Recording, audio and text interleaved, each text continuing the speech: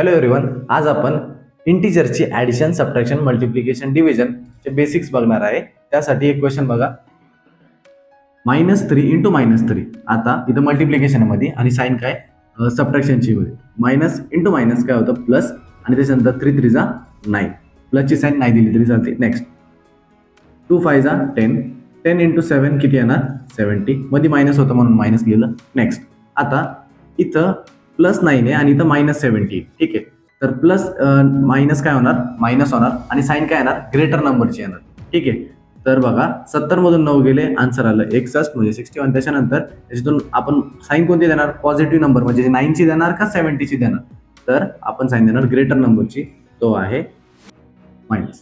ठीक आहे, तर आन्सर काय आला -61. आता हेच कॅल्क्युलेशन कसे करायचे ते आपण जाणून घेऊ. तर चला आधी ॲडिशन सबट्रॅक्शन बघू इंटिजरची. ठीक आहे, तर दोन्ही जर इंटिजरला पॉझिटिव्ह साईन असेल तर ऑपरेशन म्हणजे ॲडिशन होणार त्यांची. त्याच्यानंतर आन्सरमधला जी साईन आहे ती पॉझिटिव्ह येणार. 2 आणि 5 किती होतात 7. ठीक आहे, तर आन्सरला जे काय आले ती पॉझिटिव्ह साईन आहे. नेक्स्ट दोन्ही निगेटिव्ह नंबर जर असतील तर जे काही ऑपरेशन आहे ते ॲडिशनचं होणार. त्याच्यानंतर साईन जी आहे ती सबट्रॅक्शनची येणार.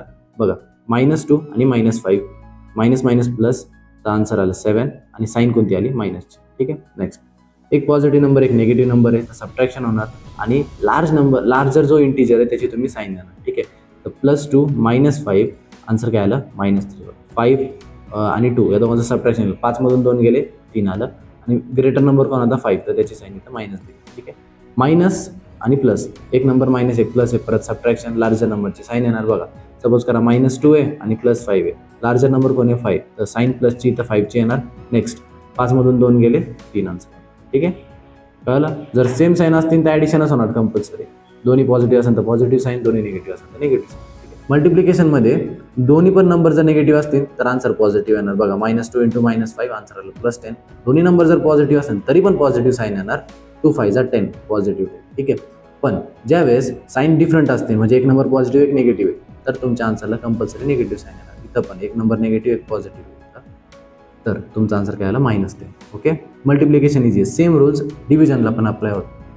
हे जे दोन्ही टेबल दिले तुम्हाला या व्हिडिओमध्ये ते टेबल तुमच्या नोटबुकमध्ये ड्रॉ करा आणि पुढच्या वेळेसपासून छोट्या छोट्या ज्या सिली मिस्टेक होतात सायन्समुळं त्या करू नका.